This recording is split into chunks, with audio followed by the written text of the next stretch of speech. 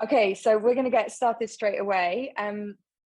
Jessamy, just to introduce you, Jessamy is a clinical psychologist and she's also my therapist. She's been my therapist for, I was trying to work it out, I think eight years now. Yeah, which is amazing. And I'm yeah. so grateful to have met you. And I'm so grateful that we're here having this conversation.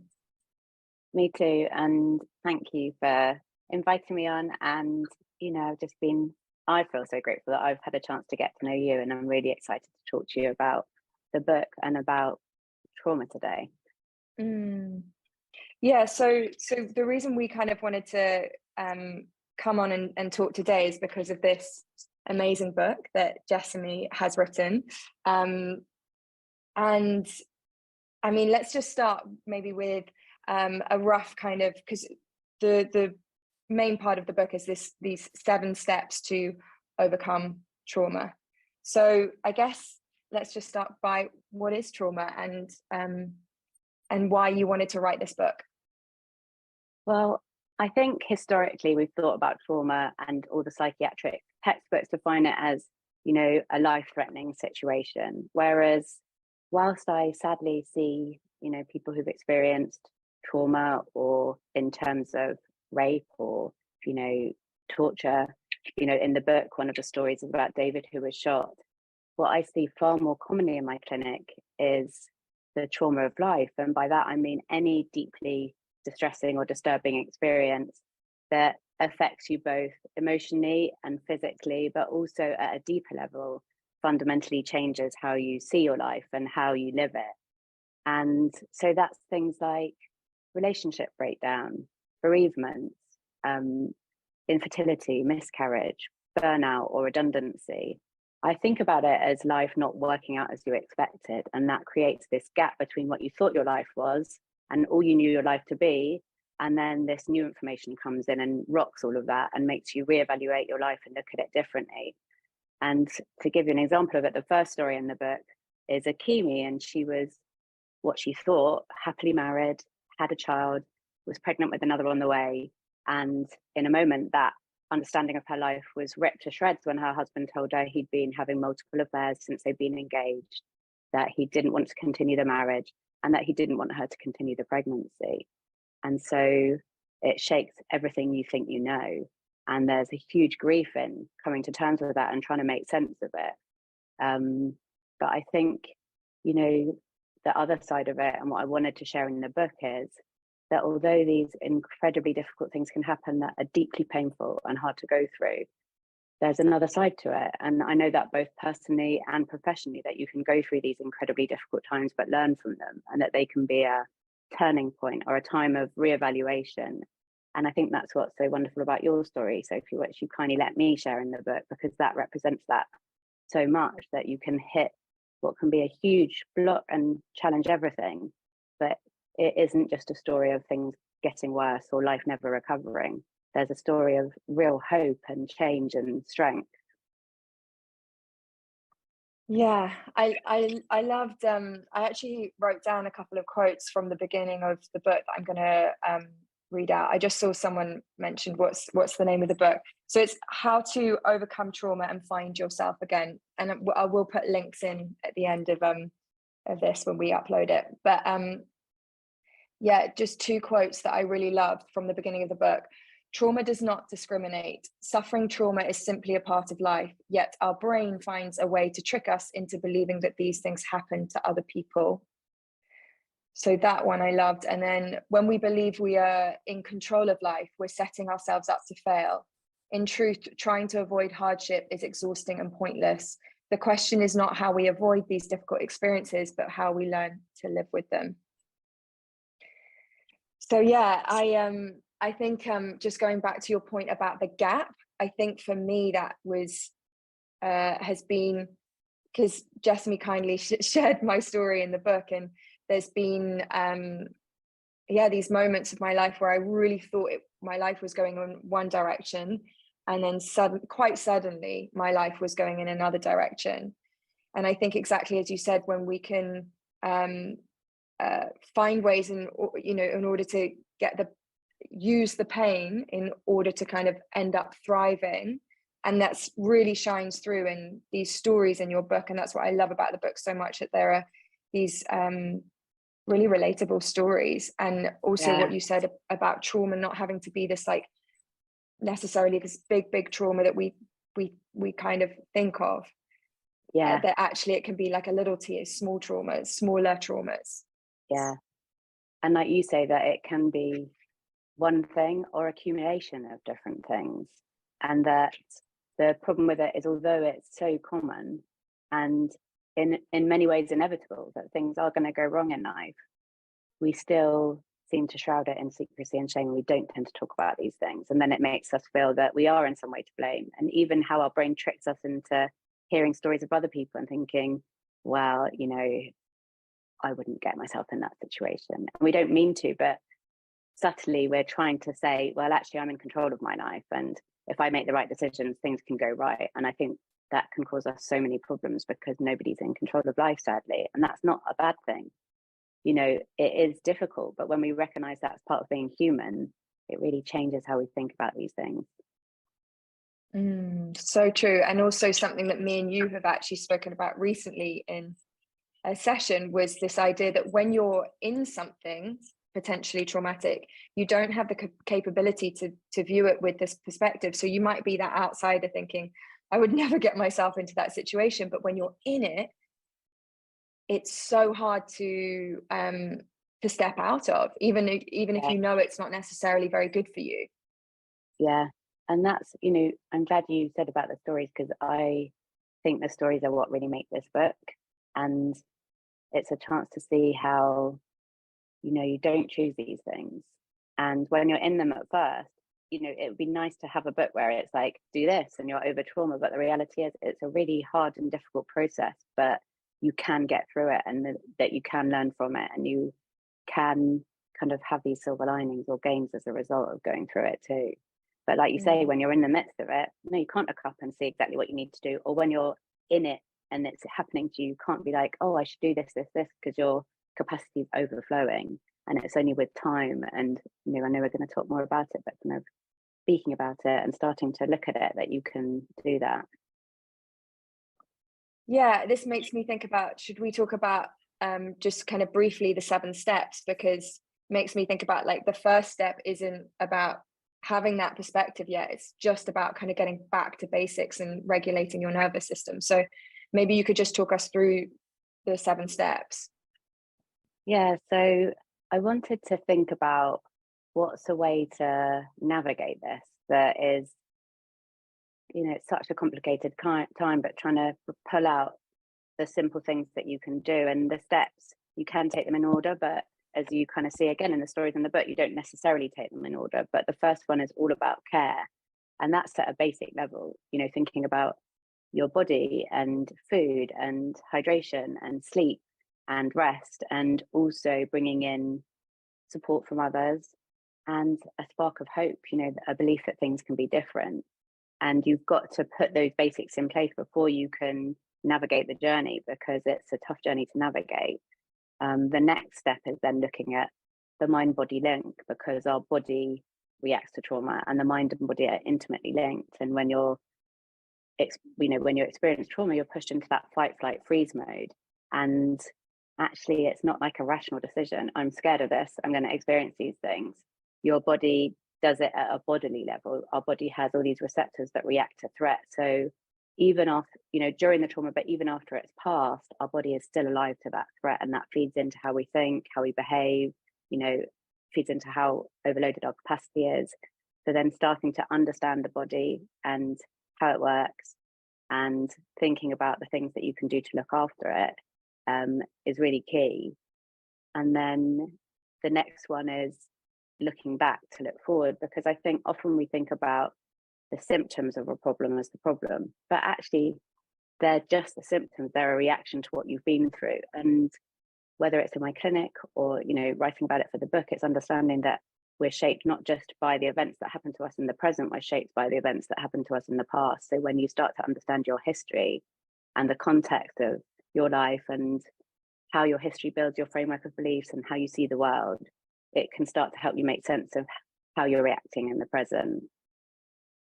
the next step, which is kind of, runs through everything, is coping with trauma. And that's both active coping, so taking charge of the things you can and facing up to the situation, but also emotionally feeling your way through. So often in trauma, we are pushed into avoidance, partly as a way to cope and just to get through it, because there's so much going on and so much change. And sometimes we get stuck there because it's so frightening to start to try and make sense of things.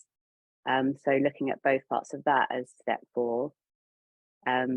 Step 5 then is actually telling your story. And that's kind of what the whole book it really leads into and is about. And I know we're going to talk a bit more about that, but when you tell your story, you have a chance to make sense of it. And the trouble with trauma is that it isn't a memory that's laid down in the same way as other memories. So normally when you experience something, our left brain and right brain work together. And in the simplest of terms, our left brain is logical and rational and verbal, and our right brain is more visual and emotional and feelings. And when you go through trauma, they're not communicating because you're in a state of shock and you're just trying to make sense of things. And when you start to talk through and tell your story, you have a chance to link up what you're feeling with words. And by making sense of those experiences and bringing together both the kind of time, logic, and sense-making part of your brain and the emotional, visual part of your brain, you have a chance to lay it down in a different way, so it's not a memory that keeps popping up on you unannounced.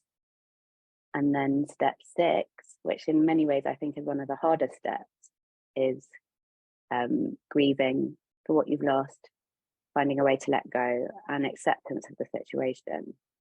And then the final step is about, really becoming yourself and using it as a chance to reevaluate. And when we go through trauma, we're given this new perspective of life, and it's a reminder of how short life is and that we only really get one chance. And it wakes us up from the usual autopilot or the kind of, day to day that we can so often get stuck in, waiting for, next year I'd do it, or then I'll do it, when things are less busy. But actually trauma reminds you, no, the time is now. Are you doing the things you want to? Is your life aligned? And so the last step is really using this time and this new perspective to build a better life for you that's aligned with your values and in tune with what you want, rather than what others expect of you or what you've kind of been pulled into doing. I love that. I have so much I could say about all the different steps, and I can see how we have gone through those steps without me knowing it, from feeling like completely broken to, I guess rewriting my story. And also I like what you say about you can kind of it's not linear, right? You can be dipping back into certain phases. One thing for me recently that I noticed was coming back to the UK, even though I think I'm in a very good place, being reminded of being in London and going through my divorce, I still have sadness. There's still grief that is there, but there's an acceptance of it, not a questioning of it.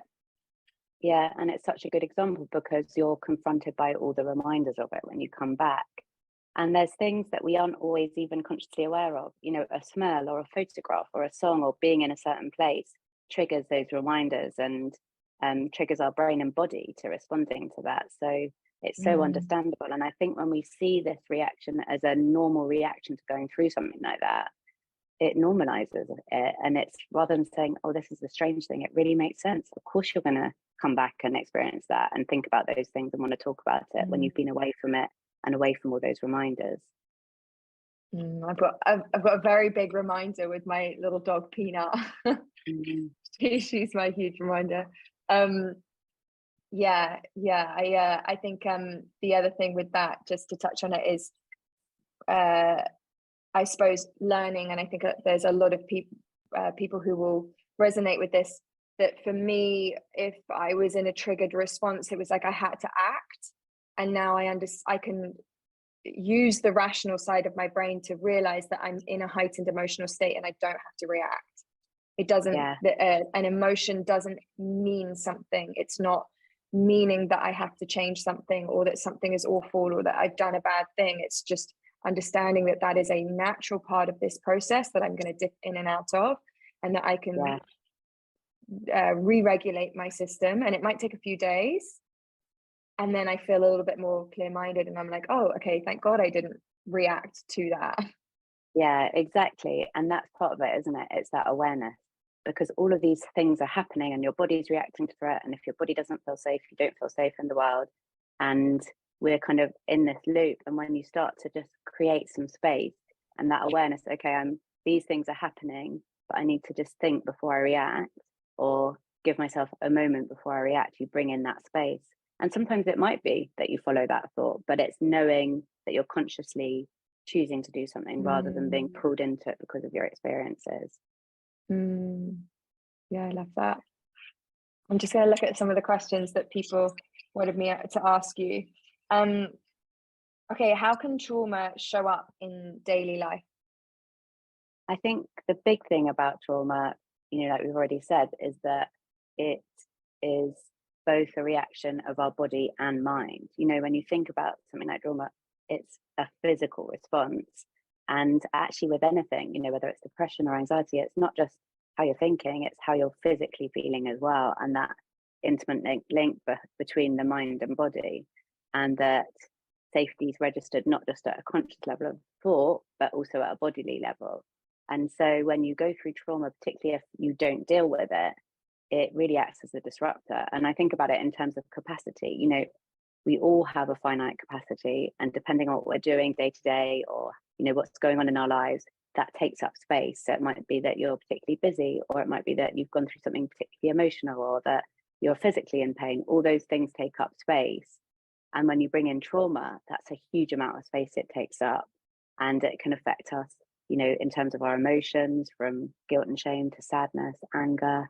It can be, like we said, those kind of reminders of it. So our behaviors we might be in situations that remind us of it, or avoid those situations. We can also avoid trauma in more subtle ways, like staying really busy, or drinking too much, or shopping, or exercising. And then there's also the thinking about it. So you might get nightmares, you might be reminded of it without even wanting to, or you might find yourself really ruminating on it and going back over it and thinking about things. And I think the other thing about trauma is, obviously it affects us all in different ways, because trauma is deeply personal to us. It's our interpretation of what's happened and our reaction to it. But I think there's like this list of other things that we don't necessarily put down to our emotional health, like being really forgetful because your capacity is just too much, and like leaving your keys in the door. You open the fridge and suddenly you find something that doesn't actually belong in the fridge, or you're more clumsy and you break things or drop things. And that when you're out running it for a long time, actually it can pop up in physical ways. And I know that's something you can relate to, Sophie. You've got a new joiner. Peanut. Sorry, carry on. And getting really tired, getting demotivated, but also feeling like life's out of control. Bark away. I love the cheerleader. Yeah. And I think the other thing is that it can really shrink your life. So when you're over capacity, doing those extra things, stepping outside of your comfort zone, and it's so much harder because you haven't got the same energy or space to do those things. And I think about it as like a saucepan almost. It's so full already with capacity that even small things tip you over. Come here. Okay, we're bringing her up. Sorry, carry on. Small things tip you over. Yeah, so reacting more strongly than you normally would, or disproportionately to things that are annoying, or things that, or getting upset more easily than you would normally, because it's that, the idea of that final straw. You're already so over your limit and trying to cope with daily life. So even small things start to have an impact. And I think that's how it often shows up for people, physically, emotionally, and in their behaviors, rather than as this thing that they're like, oh, I need to deal with this.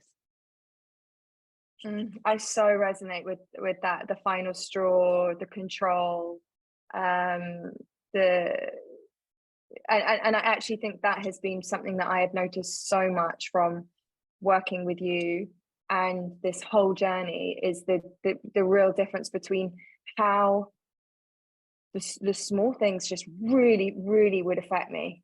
Yeah. And they'd And feel I think, so overwhelming, and I'd be yeah, like boiling. yeah.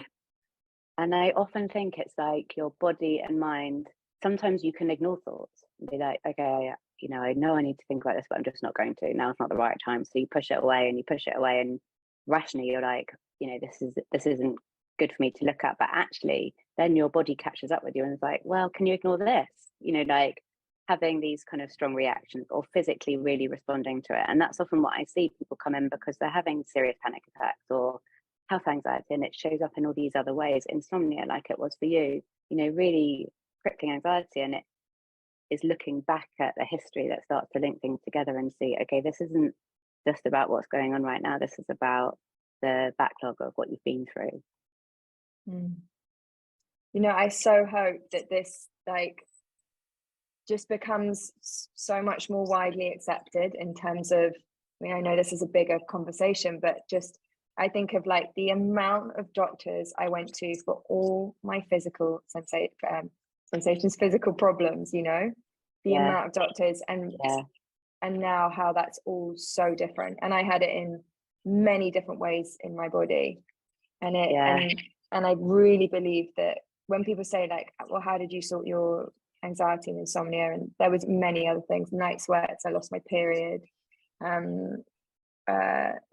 various things. And every time I'm like, therapy and working through what has been really difficult, really approaching that. And then also the other side of it is then using it to create a new story as well.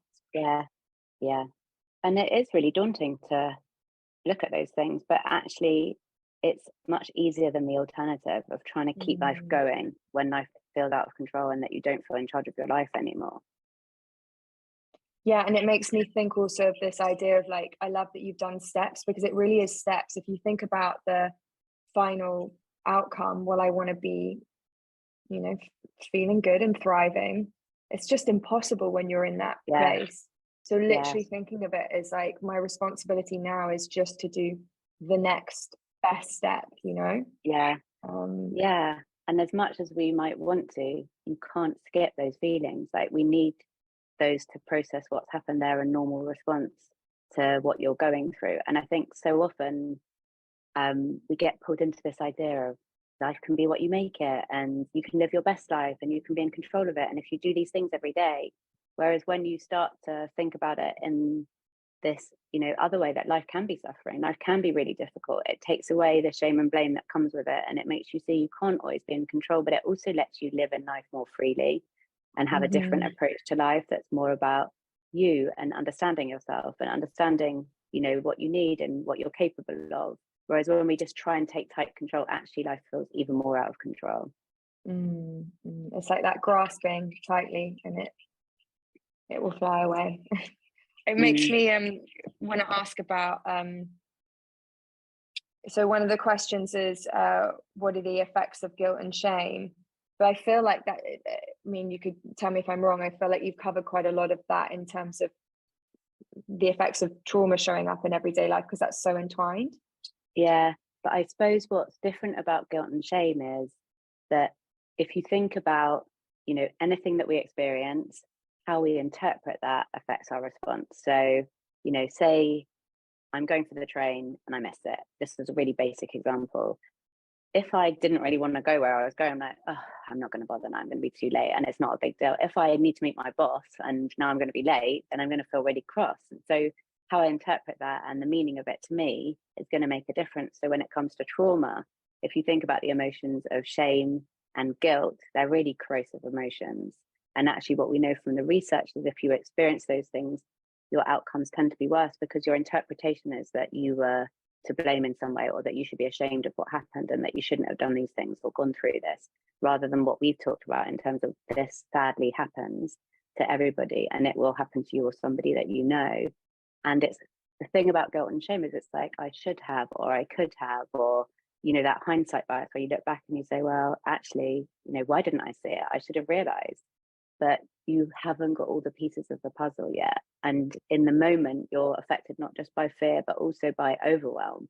So of course you're not thinking straight. You're not in your kind of rest or digest zone. You're in fight, flight, freeze. And so I think it's seeing that the trouble with guilt and shame is that it's so much more kind of blaming of yourself. And then that makes it much harder to move forward, because it's much harder to let go of the past.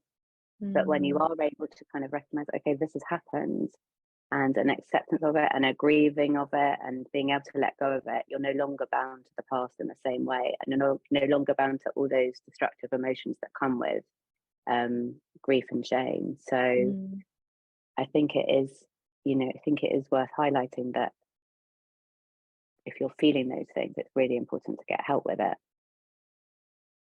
Yeah, I often say to my clients that you didn't have the knowledge or the tools at the time, and when we aren't taught this at school. So we're having to learn it in adulthood, and without you and many other mentors that I've had, I wouldn't know so much of this stuff. And it's that, it's so empowering to have that wisdom and that knowledge. So let's talk about storytelling. So this was a part of the book that I loved researching. And whilst I knew, intuitively, that's what therapy is, storytelling and sharing your story, I hadn't really thought about how deep that goes, and thought about the fact that every time, we're having a conversation, we're telling our story. And, the way those conversations thread together with people we speak regularly to is a part of kind of building and understanding what's going on in our lives. And that actually we love storytelling, whether it's reading a book or watching a film or listening to a song that tells us of an experience.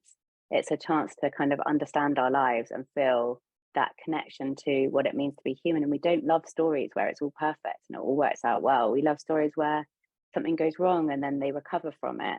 And even when we think about connecting to other people that we don't know, that's us coming into a situation where we might share part of our story or share the kind of bits of our lives that we feel will connect us to that other person.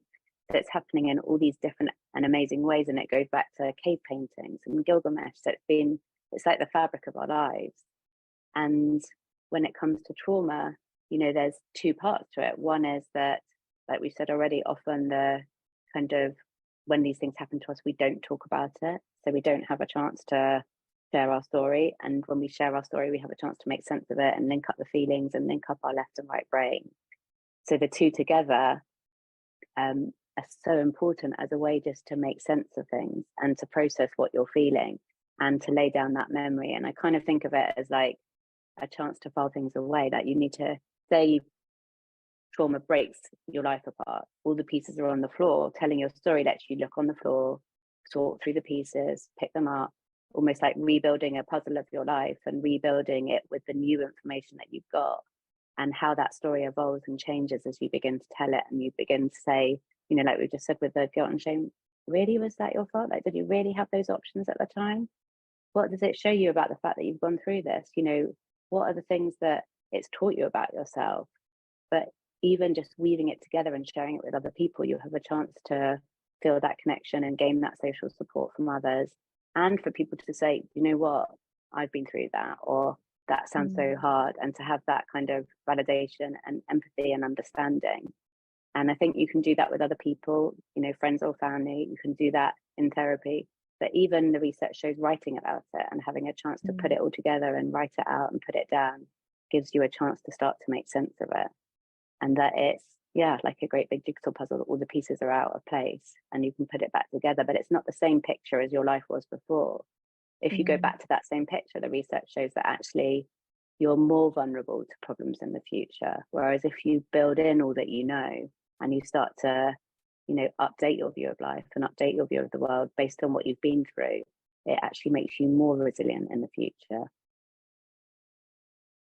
Yeah, I love that. And it makes me think of something that I think you'll remember from quite a while ago for me, but the importance of actually who you tell your story to. And I think that was why it was so powerful to come to you to start telling my story, because I definitely had a period of my life where the friendships I had were not necessarily the most supportive or the people I felt the safest around. So if I told my story then, I felt shut down or belittled or whatever it was.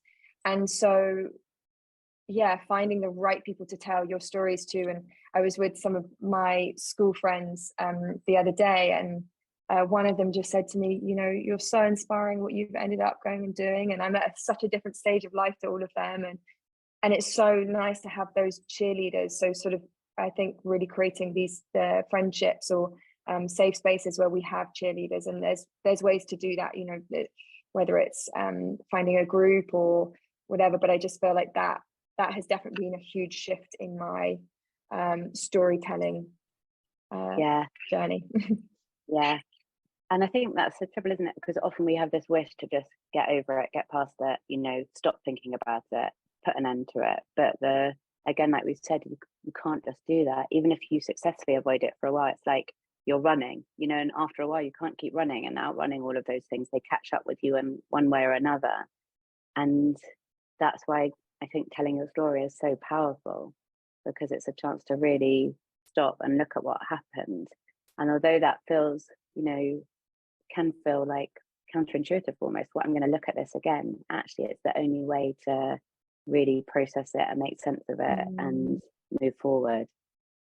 I think that's so key, that because so many of us are so scared to tell our stories, and as we talked about, the shame and blame and guilt, but you know, you saying it really is the only way to move forwards. And I think that's just so powerful for people to know and to start to kind of realize and come to terms with. Yeah. And in many ways, otherwise it goes back to that idea you're treating the symptoms, but you're not treating the underlying cause. And so you have to continue treating the symptoms indefinitely. Whereas when you look at the cause and you look at where it all comes from, and you have a chance to make sense of that, and you know, not feel alone with it, and see that you did your best, it was just this really difficult situation, and see what it meant about you that you got through it. It's so different. And you know, the reality is that actually it's the toughest times that shape us and that we learn from. As much as we want to go through life without these things happening, that it's fundamentally this part of our life that really shows us who we are and who our friends are, and you know, how we approach life and what we want from it.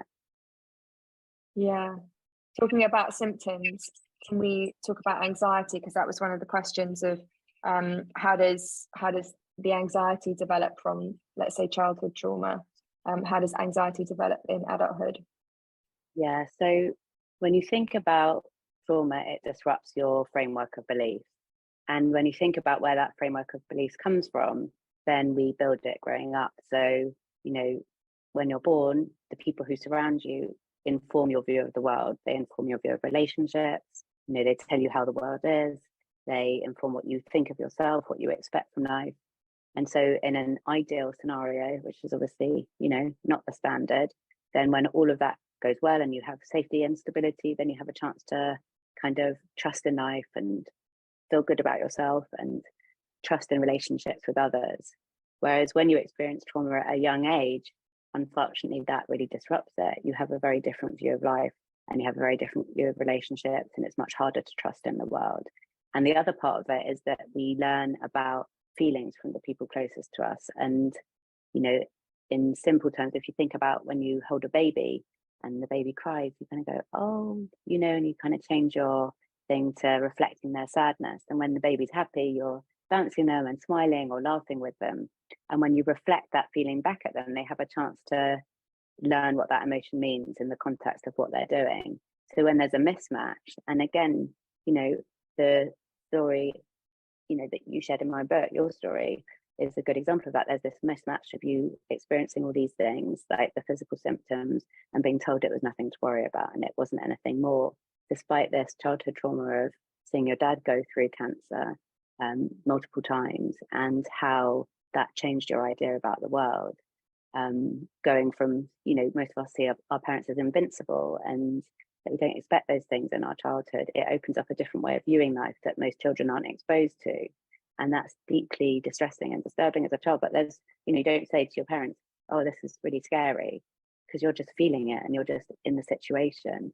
But it changes your framework of beliefs. And as an adult, it feeds into that, because of course things feel more anxiety provoking, or when you're in certain situations, it brings up those past experiences, or it means that there's more of a mismatch. Say, if we use your example again, Sophie, that you just start to ignore all the physical sensations you're feeling because you've not had an explanation of what those are from or where they belong.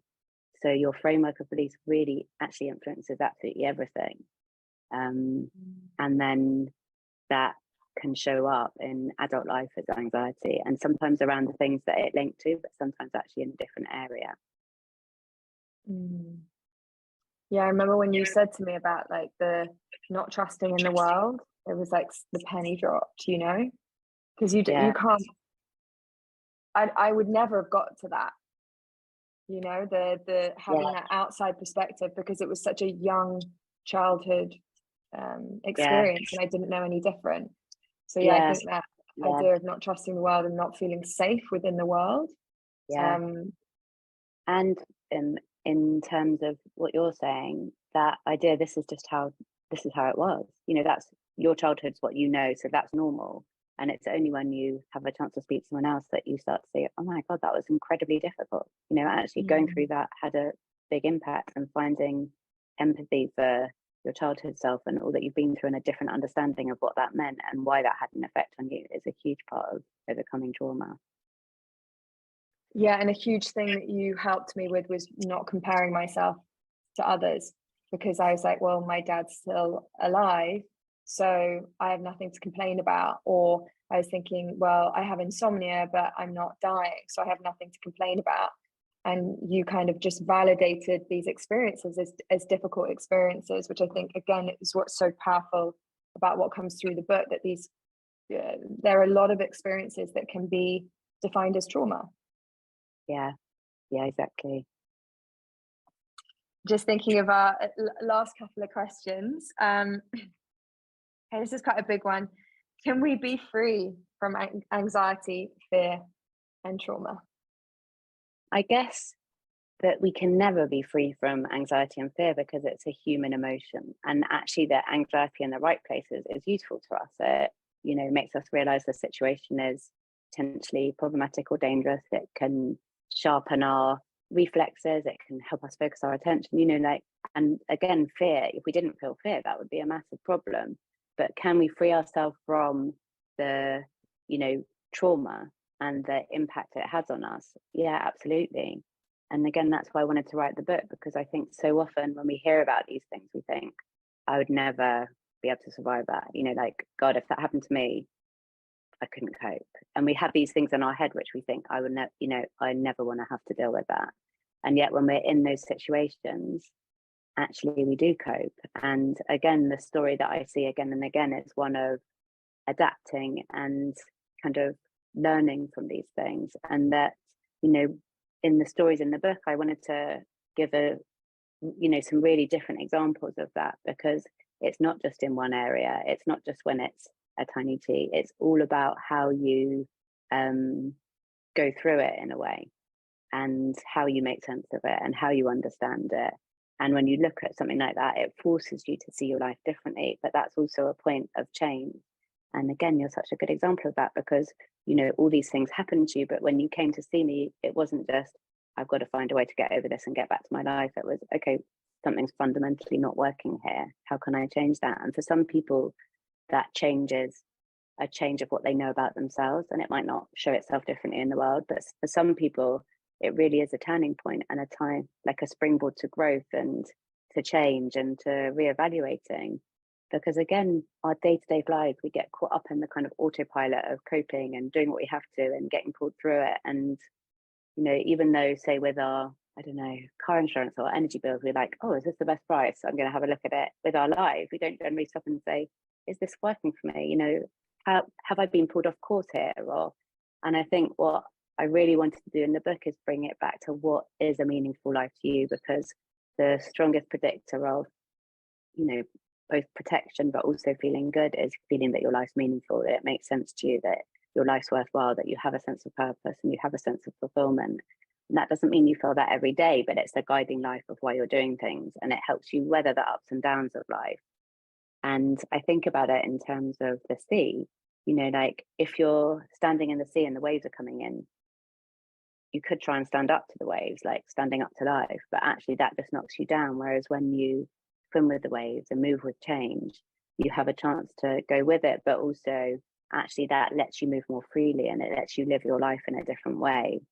And that actually, you know, our day to day is where we have agency. Our day to day is where we can make changes. And rather than putting off life for another time or not making time for the things that matter to you or the people who matter to you, it's about kind of waking up to life and saying, actually, what do I want? And how am I going to make that happen? And that doesn't mean every day is a good day or that you never feel bad. Or what I hope that people will get from this book is seeing that life is an adventure. It's got twists and turns, ups and downs. It's not this straightforward route from A to B, but that adventure is part of it. That's where you learn and where amazing things can happen. And whilst difficult things can happen too, that you see you can get through it and learn from it and grow stronger. I love that. Really love that. I think that's a great place to end. And the final kind of thing I'd love to say is what you just touched on, which is really all of this is the small steps. Always, I really feel like you helped me so much with that. Something that is in the book and that you taught me very early on was I call it a win diary now. Like you write down the basic things that you've done each day that you can be proud of, no matter how small. So maybe it's you know, at the beginning of my separation, I got out of bed that day. I called you, I got on the phone to you, you know. So it's these small things, it's not these huge things. They come as part of the process. And I think that's almost like that idea of control, like show up with what we can do right now, let go of the control of the future and the bigger picture, and just show up with those baby steps.